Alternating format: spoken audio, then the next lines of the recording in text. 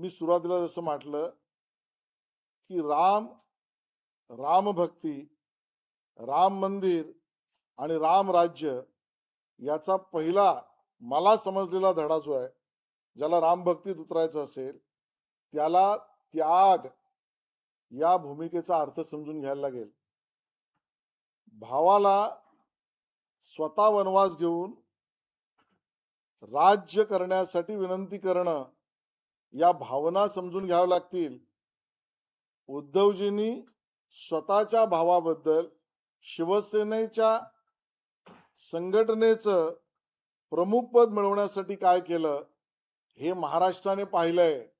आणि त्यामुळे यांना राम भक्ती, राम राज्य आणि राम मंदिर यावर बोलण्याचं अधिष्ठान आहे का, हाच प्रश्नचिन्ह आहे.